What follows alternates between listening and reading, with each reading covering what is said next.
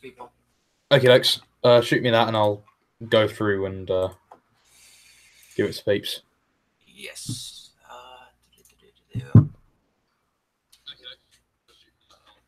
Okay, so we're live, actually. Yes, we are. We are in fact live. We're doing it live. There you are. I just sent you the link in the group chat. Ah, here we are. Right, I'll dump it over to other people. Yeah, sure. Okay, for those of as Mauritian struggle is sending out the summons to his horde of minions to join us in glorious battle. I guess we'll just introduce ourselves. Hello, everyone. I'm Johnny Medlar, you weird little bro. Welcome back to my YouTube channel. I am here today with Mauritian struggle. I think I pronounced it slightly less well this time. Mauritian struggle. Mauritian struggle. All right, I'll get it.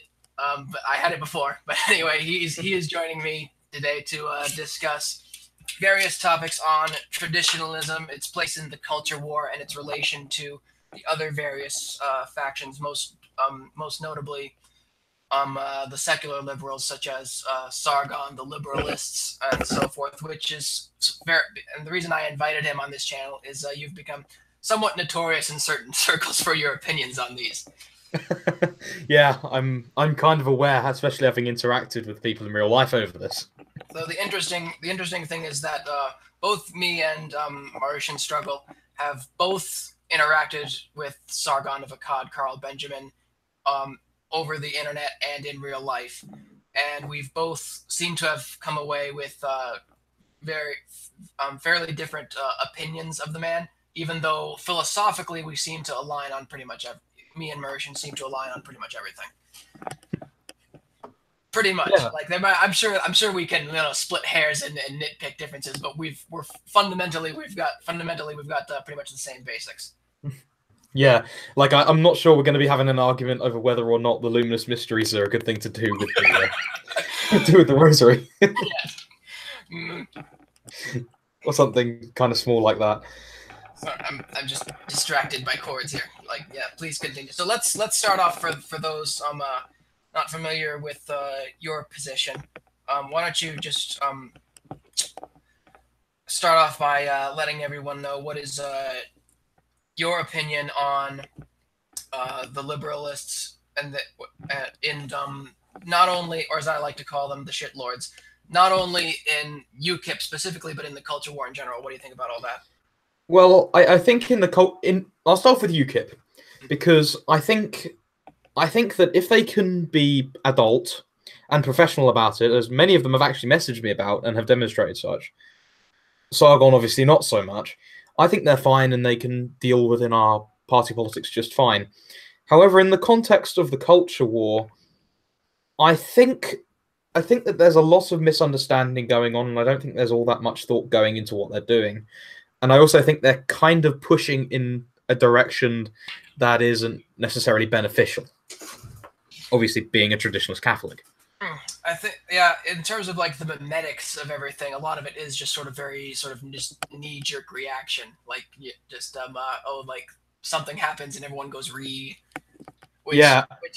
I will admit, being somewhat of a shitlord myself is highly entertaining to me, which is probably why I don't have such much of a problem with it.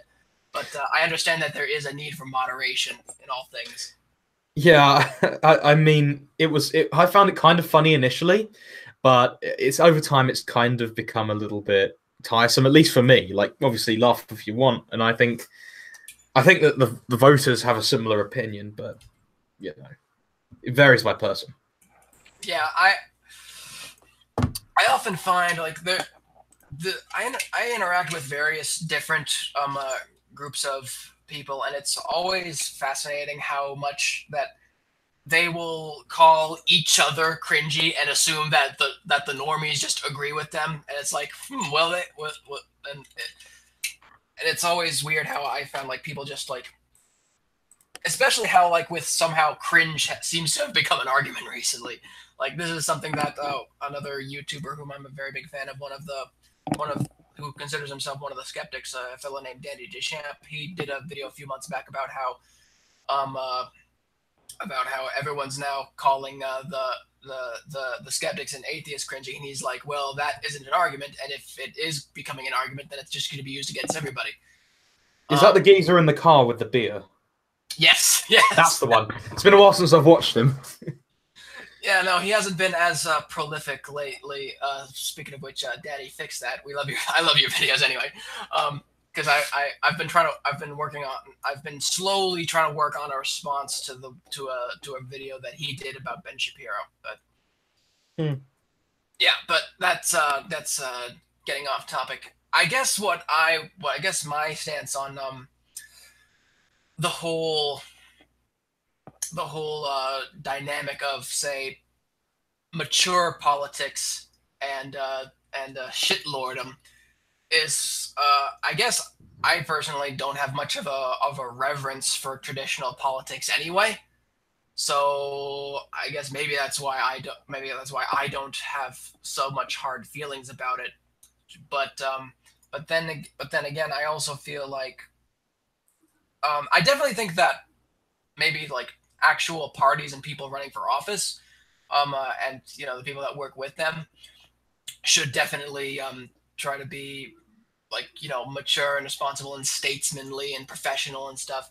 But I guess I would think that there is a place for a cultural force that is more irreverent, and you might say like the guerrilla underhand of the culture warrioring. Yeah, I agree with that. I mean, I can be very shitposty, but I think it should be very distinct from parties. I think that a very irreverent kind of style is necessary for metapolitics and dealing with culture.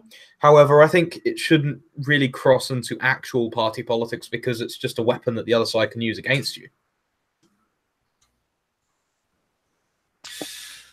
That's interesting, and I wonder where the line is, because let me ask a specific example.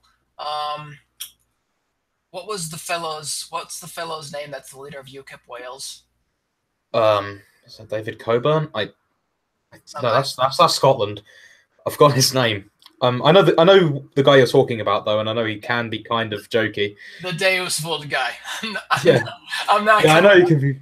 I'm not gonna lie. When he said that at the end of that video, I was just like, absolute mad lad, best dick ever. So I guess the one thing that I do like about that kind of thing is when the quote unquote the professional class is able to show that at least they get it, that they get what the us little people are into and doing. Although it can backfire, because if they don't get it and then they try to show that they get it, then they just end up pandering. That becomes really cringy. Yeah, it can also kind of become cringe if a lot of people are watching it. Like, for example, I don't think the youth are really that involved with the liberalist stuff, as so far as I can tell. I mean, of course, within the party now they are, because a lot of youth joined via Sargon, although almost nobody from the adult wing, those being above 30. But I know from other groups, like other general politics groups, that most people aren't necessarily aware of the memes, or if they are, they kind of consider them cringeworthy. I wish there was like a better way to get I don't know. Someone should do like some like social science on this and like actually study what do people consider cringe, because I know because the way I see it, just everyone's pointing at everything else, everything that they don't like, and saying, well, that's cringe. No, that's cringe. No, that's cringe. And it's just like, okay, what does the actual public think? I think the thing with cringe is that it's kind of like, it's like if you've got a puddle or something, for example, you know what a puddle looks like, but you can't exactly quantify it, I think. Yeah. I think it's just like, it's an emotional reaction. If you don't like something or you disapprove of something, that's the reaction to not liking something. But then it's like, okay, so then what does the public like or respect or something? And I think a lot of people jump to calling something cringe and assuming that everyone else is going to find it cringy, whether or not they actually do. And I would like to know more because I don't assume that just because I like something that everyone else likes it.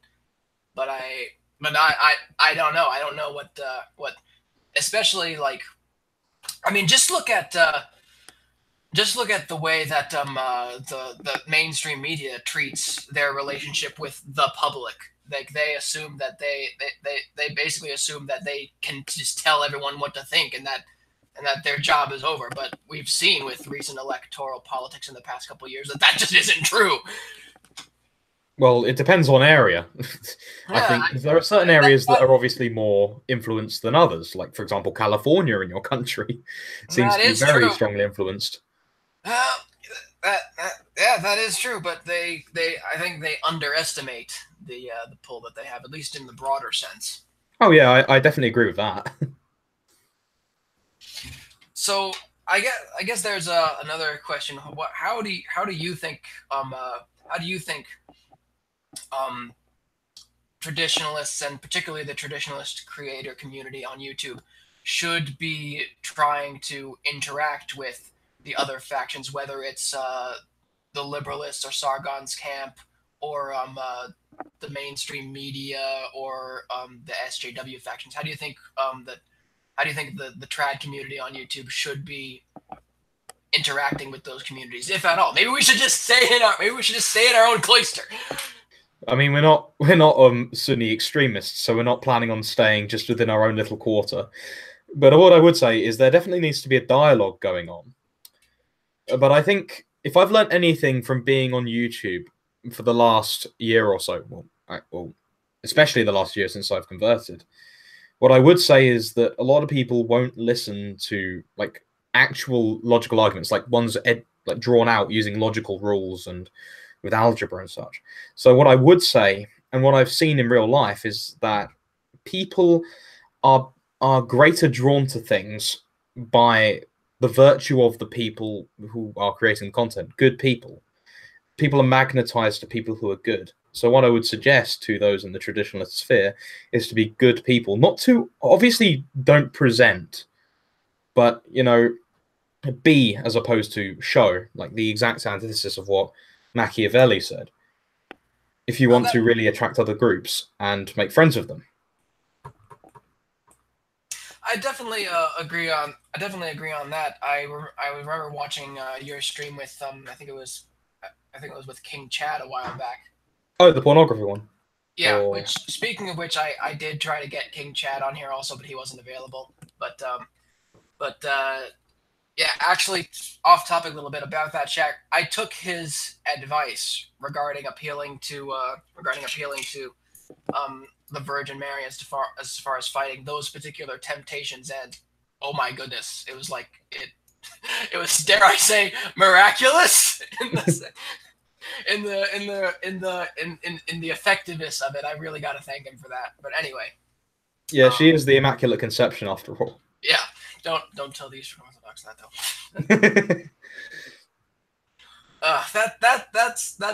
That's another thing. Oh, if there's just one thing that breaks my heart, even like with even in terms of like within the, and I haven't seen it so much within like the trad creator community, but just the tendency of even between like the various types of traditionalist Orthodox Christian groups and Orthodox lowercase o, I mean, whether it's Eastern Orthodoxy or Roman Catholicism or various of the other Eastern or Oriental churches, sometimes they can just get so petty over it. And I understand that you can't just like dismiss the theological disputes. Like, they may seem trivial, but they're really fundamental. But I think there needs to be more of a will to actually try to tackle and overcome those divides. Oh, I entirely agree. I think that, I mean, we should love each other. That's what Christ effectively said. But, well, on the other hand, by loving somebody, you have to show them where their error is. Yeah, it's like, I hate schism. I hate schism so much. It's like, for the love of God, like with all the problems that we've got now in the world, and particularly in the church, like Holy Mother Church needs all hands on deck. Time to abandon ship. I'm looking at USSPX. Yeah, they had the whole thing in the 70s, wasn't it? After Vatican II. Yeah.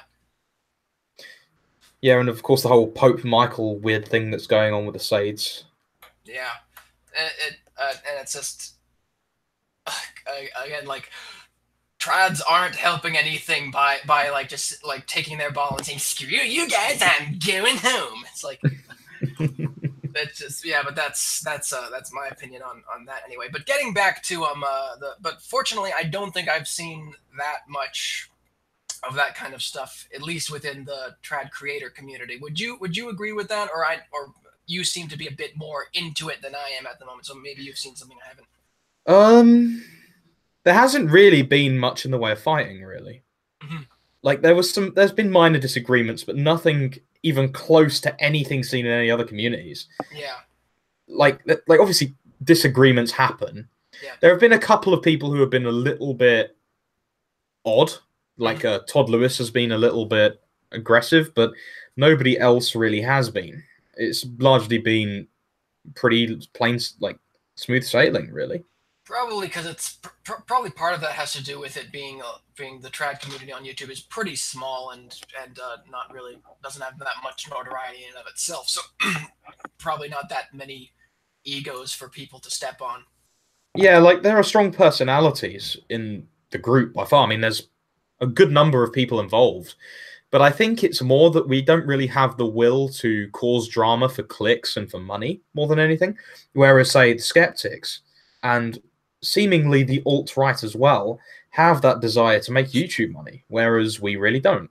Oh my goodness, that's another thing though. So all right, so let me see if I can get back to like the relationship within factions. I think you already said that I think you already said something to the effect of certainly the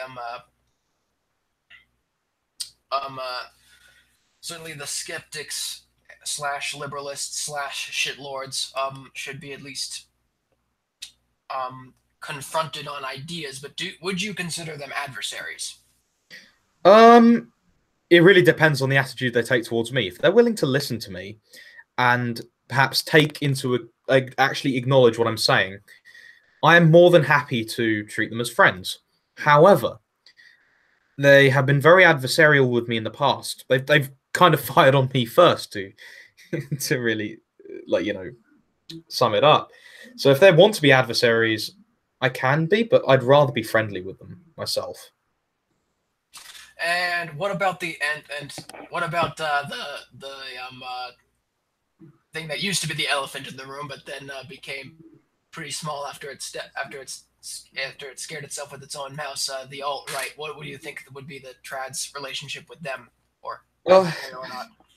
I think the difference between the trads and the alt right, and I mean there are quite a few. Obviously, the Catholicism is one strong one. They're generally very Protestant. What I would say about the alt-right is I think that a lot of the ethno-state stuff that they talk about is very pie in the sky. There simply isn't enough money to fulfill what they want. And also, and actually this is a difference between us and the skeptics as well, I think that the traditionalist community at large is very, very, very, very strongly invested in improving themselves and being self-critical, whereas the alt-right and the skeptics strike me as the kind of people who will double and triple down on things that are holding them back. For example, sexual degeneracy, weed, being like playing inordinate amounts of video games, whereas we will look ourselves in the mirror and be like, right. And I'm aware this isn't everyone, but this is just general trends I've seen.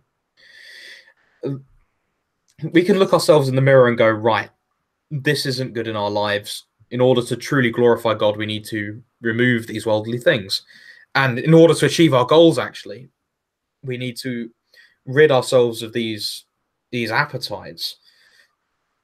Whereas I'm not sure, I'm pretty certain within the skeptics especially, they don't do this. But within the alt-right, it's kind of half and half, because there are some that do and there's some that don't. So what would someone in the I've been also watching the chat here, and someone actually just brought up something fairly interesting that most of the alt-right do consider themselves trad. So maybe we should talk a little bit about what do we I see what they're saying. Yeah.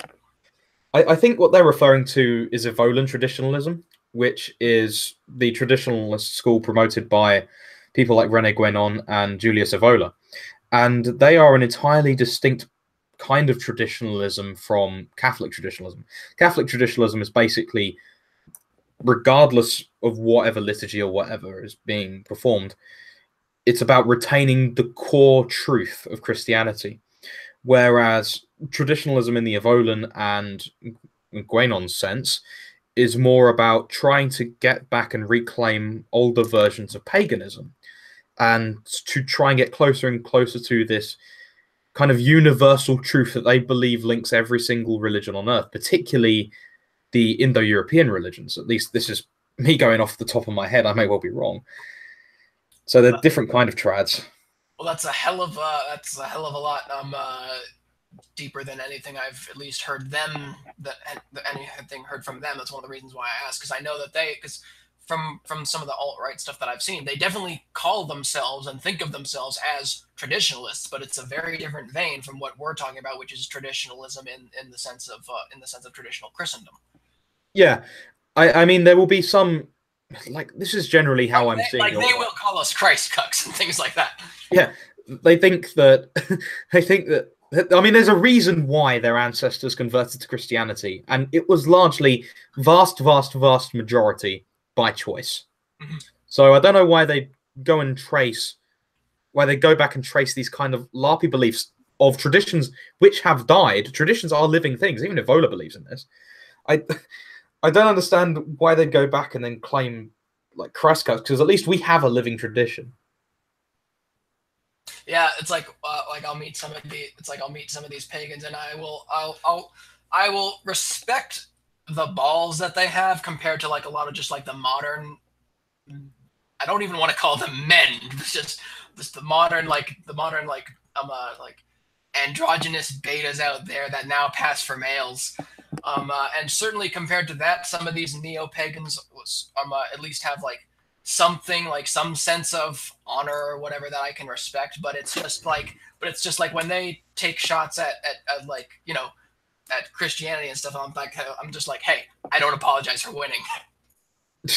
I mean, I think it's really silly. I think what they're trying to do is recapture their ancestors because, frankly, we live in such a stale society.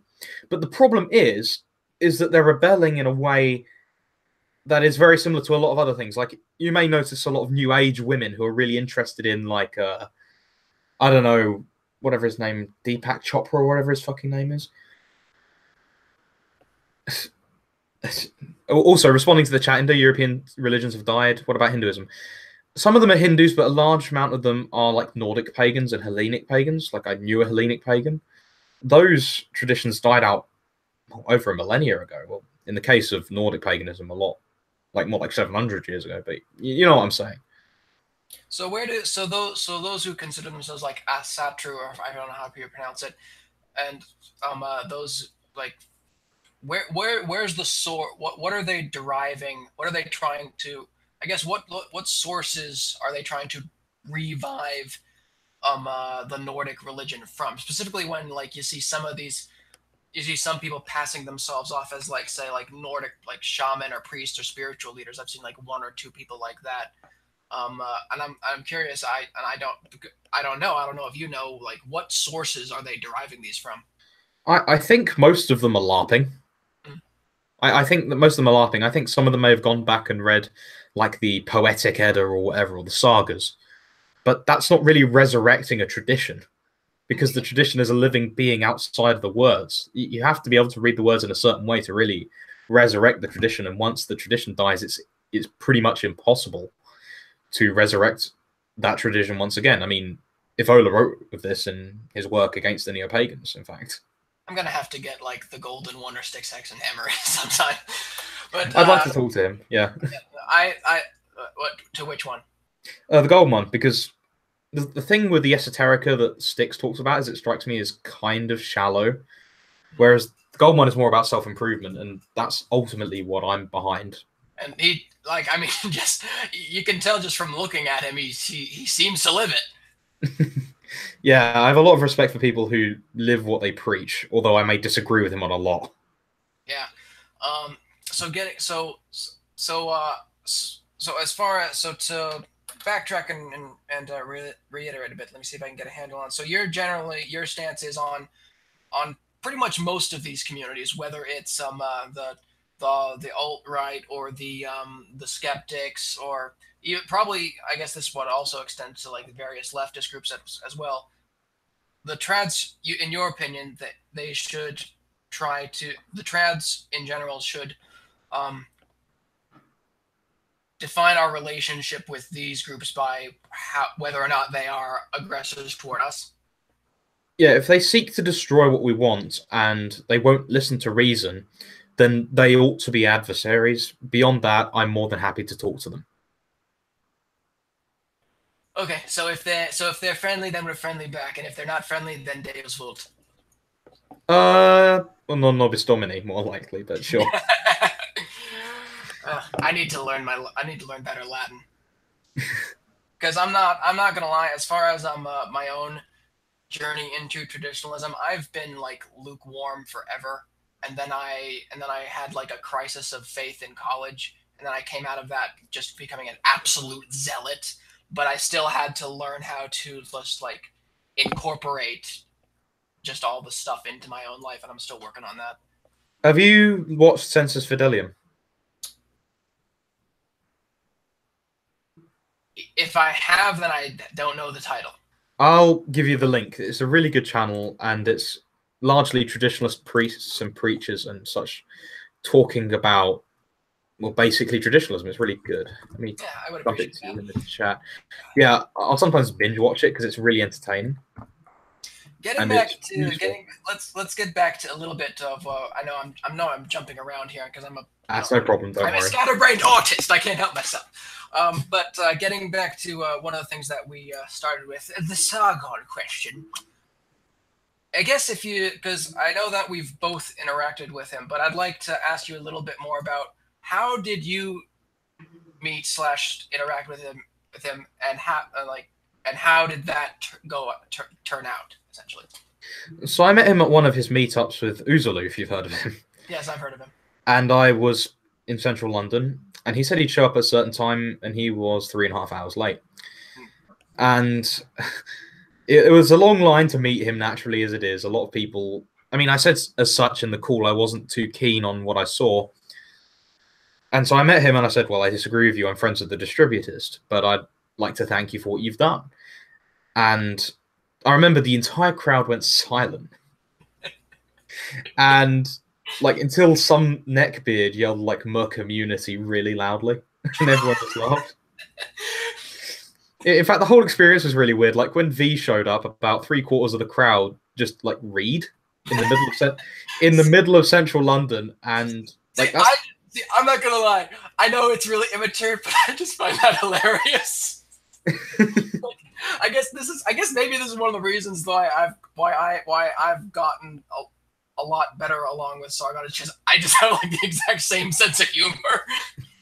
Yeah, I mean, I think it's funny online, but in real life and watching like the families look at us really weirdly was a little bit of a little bit of an experience. I'd just be, if I had been there, I would have just been like looking at them with the biggest troll face. It's like, but yeah. But yeah, so did that lead to any other subsequent interactions?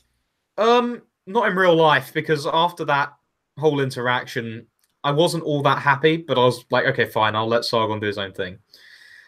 And then he decided to join my political party. Homewrecker. Yeah, because I mean, I'm more than happy for people to do silly stuff on the internet. I think it's funny sometimes as well. But I think the moment it enters real life politics, particularly knowing that Sargon has a little bit of an interesting side. I honestly think he was trying to buttress his online interactions because he's declining. Like, I wrote an article on this. I wasn't too happy because I wasn't really too convinced of his motivation, and also I wanted to talk to him so I could say, like, look, if you're going to join a political party, this is serious. I'm more than willing to talk to, say, Gerard, because I met Gerard on that Sunday, about perhaps integrating you within the party, but it'd be really nice if you could, tone it down a little bit in real life. And I mean, that's where the interview came in, which I think you've seen. I actually I should have done more homework on this, because I remember a lot of people talking about the interview, but I never actually went and listened to it myself. So that's my failing. Yeah, it was a weird experience. Sargon, for some weird reason, was quite confrontational. I'm not entirely sure why. And he also made appeals to a lot of things, like, for example, knowing my own party better than I do, in spite of me being in there longer, first of all. And second of all, telling me what the youth think when I'm a youth, which kind of ground my gears a little bit, especially when it became eventually very clear, I think within the first 5 to 10 minutes, that I wasn't going to be getting any sort of decorum out of the guy. So I decided to just have a bit of a mess around after that and ask a bunch of questions I'd wanted to ask. That's very interesting, because when maybe it's the maybe it has something to do with the attitude and motivations going into an interaction. Because when I interacted with him, I was essentially I invited him to speak at a rally that I was organizing with the Proud Boys. So obviously, maybe since I was providing something that he was interested in, and he did come. We flew him over. He spoke in Concord, Massachusetts with us. The weather was absolutely horrible, but the fact that for the downpour that we had, a lot of people did show up, and it was a pretty good, and his feedback was rather positive. The interesting thing was sort of like the hanging outs that because everyone was trying to get away from the rain, like both before and after. Everyone was taking shelter from the rain, so there was a lot of just hanging out indoors and people speaking with each other. Sargon actually signed a copy of the Declaration of Independence that we got him to do that, and we got that on video. But yeah, generally speaking, I was honestly, a lot of the people that I was working with were wondering, oh, he's probably going to be like a complete like self-absorbed celebrity prick in person.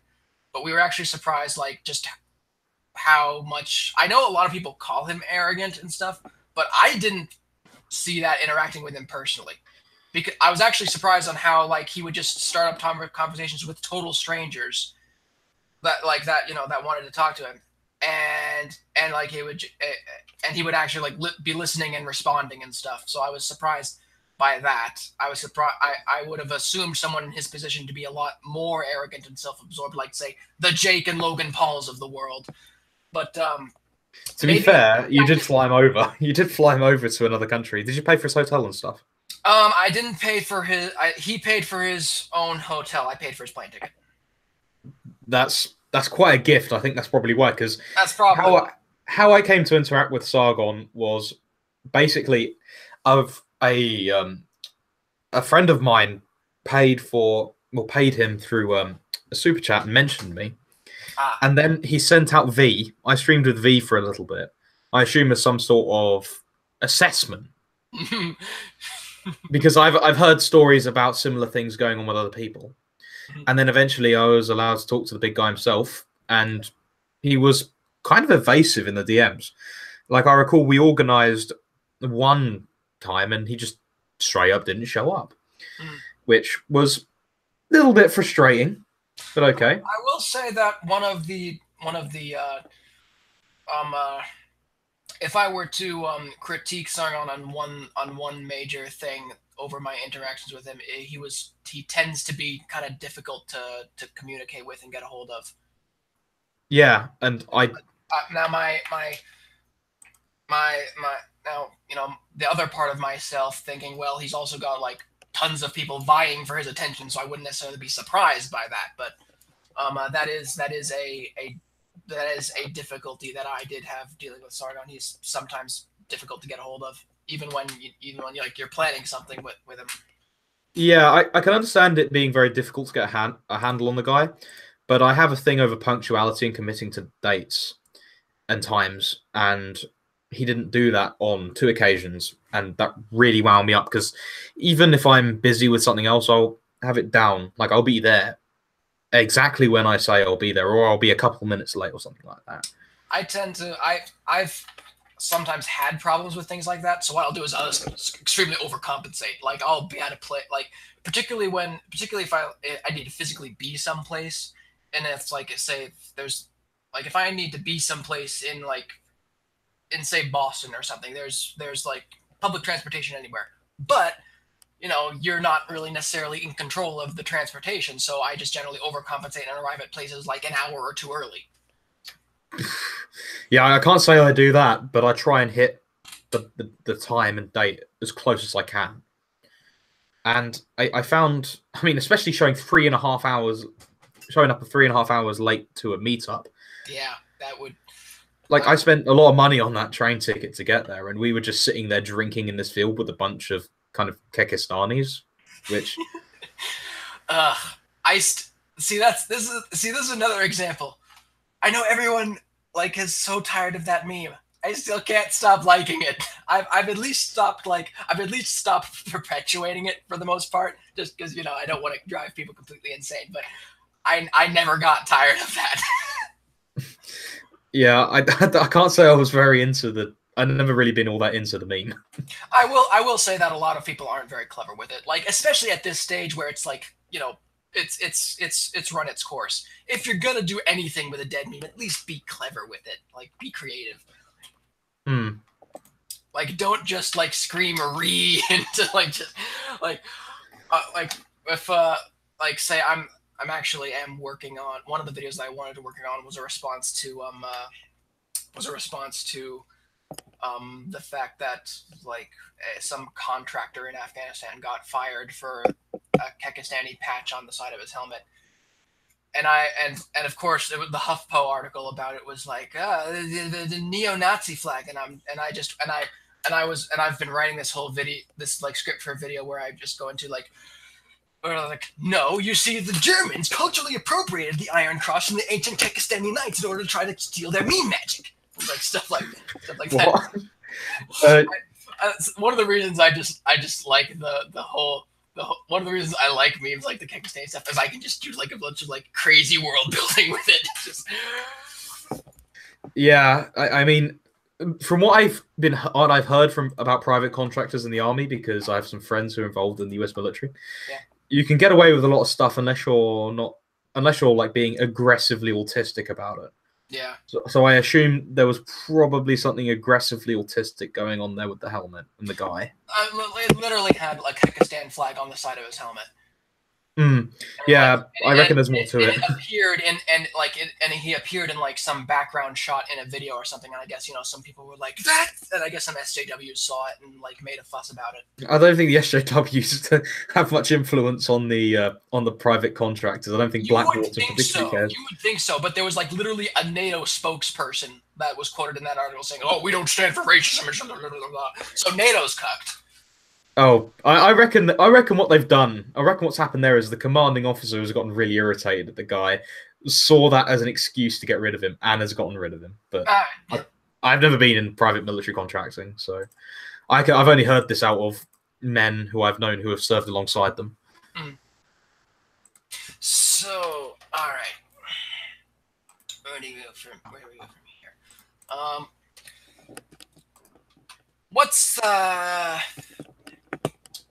how I guess let's go to talk about the trad community again. Who do you what do you think is the direction that it's going? What do you think is the health of the trad community right now on YouTube? We're growing rather quickly, actually. Really? If you look at, I mean, I've gained 700 odd subs in about 4 days, and that's huge compared to the fact that I was at 3,000 subs. Yeah, I've got.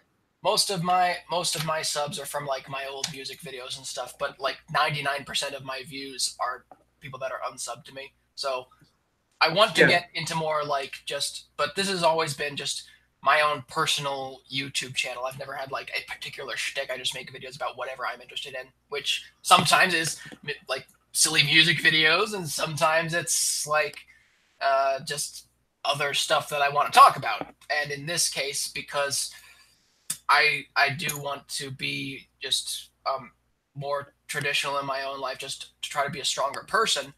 And so this is something that I want to do more often in terms of making videos on, like, trad topics and things like that. Yeah, I think that's a good idea. So I think we're largely growing. I don't expect to get a lot of views out of it, but this is my personal channel. It's what I want to do.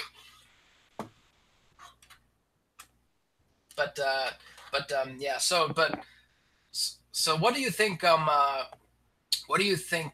So, like you've said that you think the trad community is growing in terms of notoriety. What are the main pitfalls do you think that the trad community is going to have to look out for as they grow? The ones that I see at the moment is finding a way to make Christianity viable in a world which explicitly very much dislikes Christianity, particularly in my own country. So I'm not sure how we would be, I mean, aside from like being kind of less cucked, I guess, than other Christian groups. Oh, less cucked, definitely. I think that's one of the things one of the reasons why Christendom fell to secularism in the first place. It completely lost its balls somewhere along the line. Yeah, like pretty much everyone in the trad community has like huge amounts of balls. So, like just case in point, King Chad. Like, oh my goodness, I want to stream with that guy so bad. Yeah. So I think that we need to more effectively evangelize is perhaps the best way of putting it. We'd also need to figure out a way of becoming drama proof. Yes. Because, of course, with media types have a habit of getting more involved in drama, from what I can tell from YouTube. I mean, everyone on here is a media type. I'm not really a media type by temperament. I'm more of an administrative kind of type. But I've noticed... Yeah, go ahead. Keep going. Yeah, I think there'd have to be some sort of way of dealing with that in a way that doesn't cause too much trouble, so we can roll over the opposition. Beyond that, I think it remains to be seen. We'll probably tread on a landmine, and we'll find out a way around it when we do that. My personal take, having dealing with just various community stuff, like I used to run guilds and MMOs, and I used to I'm also. More recently, I've been doing a lot of activism stuff locally in the Massachusetts area. And just dealing with people in general, I feel like drama is almost just inevitable. It's almost just a fact of dealing with people, and we're emotional creatures, we're flawed creatures. I agree. Fights are going to break out. So the key is not necessarily being drama-free, because it's going to happen. The key is how do you deal with it when it happens. It's about being anti-fragile. Oh, yep. Anti-fragile, and I think one of the things that definitely needs to be watched out for, and this is something that was going through my mind when I was talking about, how sometimes various Orthodox lowercase o Christian groups tend to get really petty about each other and seem to split hairs over a lot of little things. I think pride is the Achilles heel of piety, essentially. Yeah, definitely.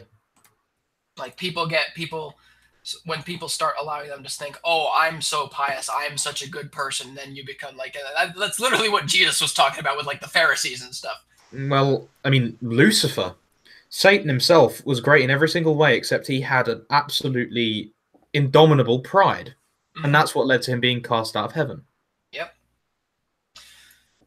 So that would be something that's currently being dealt with, actually, as much as we can, anyway. So yeah, as we grow, we need to make sure that we keep a sense of humility about ourselves. Yeah. All right. So let me on a bit of I don't know if this is going to be a lighter topic or not, but just as a bit of a segue here, I'd just like to ask, what are your plans for whether it's like UKIP or your own personal life? What's your focus right now? My focus right now, I'm not really interested in going into politics full time. I think it's not really my thing, because although I'm somewhat effective, I've noticed, I don't think it's really meant for me. I think my ultimate aim in life is to, well, sanctify myself, and I don't think I'll get that through politics. At the moment, I'd say my greatest aim is trying to help people as much as possible within this community, first of all, and second of all, sort out parts of my life which I ought to for the sake of my future, for example, finances and women. Those would be, I'd say those are my chief focuses right now. So what have been, so I assume that since those are areas that you specifically want to improve, what are you currently lacking in those areas? Well, in terms of money, I'm not really well invested enough. Like I haven't got like a diverse portfolio. I suppose I don't have any stock. I don't own any real estate. I mean, I'm very young, so I wouldn't. But it's more about learning about how those sorts of things work. As it comes to women, I'm doing fine. But it'd be nice to have something long term, because I've had a lot of dates with a lot of women, and I noticed that I'm attracting thoughts a lot more than women that I'd actually like to spend time with. Oh man, it's yeah. No, because... I think that's more the circles that I hang in, though. Although that's very, very quickly changing. Yeah, I think that I mean, I've had my share of like relationships and stuff, but I'm like done with dating. Though I'm not going MGTOW. Like I'm done with dating. It's courting now from now on. Oh, don't get me started on the MGTOW. Like, I mean, I've always been kind of a courting kind of person. I've never really been interested in fucking for the sake of it, you know? Yeah. But the women that you come across, a lot of them are too easy. Like, I mean, I think on most of the dates I've been on, I've been propositioned on the first date. I'm like, what the fuck? You know? If you know what I'm saying. Yeah. No, you seem to have the opposite problem of what I used to have. It was like pulling teeth for me to try to figure out women, like, yeah, because I mean the heck, let's be honest here. I'm the autistic beta who doesn't know social stuff, and so my journey has been trying to, like, as I was telling some of my brothers in the Proud Boys, I am the beta uprising. I'm trying to learn to man. I did that. I had that kind of phase while I was in school. Like I mean, I know the whole one-itis kind of thing. Yeah. But at one point, I just kind of got bored of it, and I just thought, okay, she's kind of cute. I'll ask her out, and that worked. Yeah. Well, a little bit more than I intended in a few cases. Yeah. So I'm just trying to find. I'm trying to find good women and make myself worthy of that. Really, I'd say. That's not only a lot of guys are saying, oh, whereas a lot of guys are like focusing way too much on the question of, oh, where's all the good women? It's like, make yourself the best man possible, you'll be surprised where they show up. I mean, yeah, I entirely agree with that. And one thing I want to make very clear, and I have a feeling that some people misinterpret this, I'm not some sort of Chad. I'm just like a guy. I don't know where I found it. I think God granted me it. I suddenly just got this confidence from somewhere. And I mean, for example, I went to the Feminist Society on my campus the other day, and with the rest of the UKIP Society on my campus. And for some reason, in spite of not being the leader, they assumed I was the leader and the fucking leader of this feminist society. There was about 50 women in there. We all walked in these black coats, and they like jumped about 3 feet in the air, and like we were taken out within 5 minutes and given like what they thought was a stern talking to, what I thought was more of an opportunity to troll. So I did. I just imagine like the black, like, oh man, why the black coats? It sounds like you're coming in like you're dressed like you're in the Matrix or something, and you're about to shoot up the place. Well, I mean, one of my friends said I looked like a Kriegsmarine officer in my coat. So I just walked in, like, and my friend had the coats on as well, besides one guy. Well, I didn't even have to do that. It just kind of looked around, and like some of the girls kind of giggled, and some of them even checked us out. Fucking hell, I don't know why, but some just kind of got a little bit intimidated. Yeah. And like it turned out, like these two girls came up to us, And they said, so you're from the UKIP society? And I was like, how do you know that? And it was like, oh, the committee had seen you in the bar ordering drinks, and they went round the society warning everybody that we were there. Like, all 50 of these women. And I'm like, does my reputation precede me? Watch out, everybody. UKIP's coming. Yeah, and they thought they'd scare us by dragging us outside of the committee. They asked us for our pronouns and everything, and I basically said, why are you dragging us out? We're all equal, aren't we? And naturally, she has no real reaction besides from attempting to box me out of the conversation. So I put my arm in the way of this leader of the feminist society. Funnily enough, her lesbian girlfriend was checking me out the entire time. At least I think it was her anyway. So I put my arm in the way and I'm like, excuse me, I'd actually like to be part of this conversation, please. And she jumps and moves about 3 feet out of the way. God, a conversation. What's happening here? Threat alarms go on. Set to DEFCON 1. UKIP's coming, everyone. Arm the nukes. Yeah, but so they expected to intimidate us for that, but we just instead walk back in there with our beers because we went to go grab another beer because we're like, we're not going to let them bully us out of a building. And basically a bunch of other stuff happened, including a cuck trying to do a power play on me by drinking my drink, but then getting thoroughly steamrolled in a debate about communism to the point where the guy bitched to the feminist society. Admittedly, I did call him a faggot to his face. And so he goes to the leader of this feminist society and gets us kicked out. But before that happens, like, Kevin Logan without a beard whines at me because I'm drinking Master Brew, and apparently I have no taste for that. But that wasn't really much of a conversation. So we get kicked out. And as we're leaving, I go, good luck with the glass ceiling, sweetie, to the leader. and just walk out. Oh, that's so good. It was hilarious. It was quite funny. Yeah, most of the confrontations that I've personally had with the lefty types have either been on the internet or at like various rallies and stuff. But but I'm surprised that they quieted down enough to allow things to get that interesting. Because when I'm in a situation dealing with these kind of people, mostly they just won't stop shrieking. Yeah, I just walked in like I owned the place, and they didn't bother fucking with me. In fact, that's literally what me and a bunch of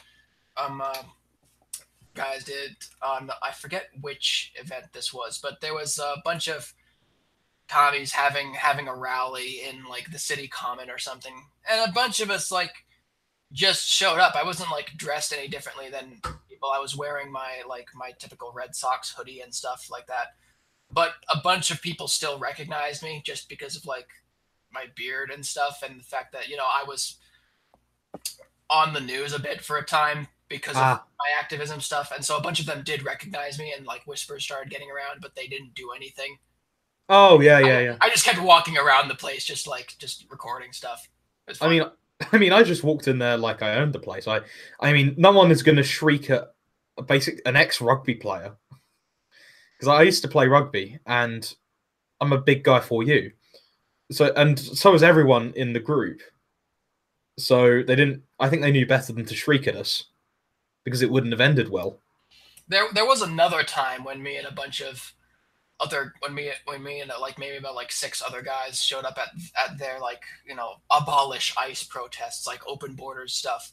And we showed up. First of all, we showed up like it was extremely hot day. It was scorching out, but we showed up like with a giant bag of ice, like a physical ice. Oh yeah.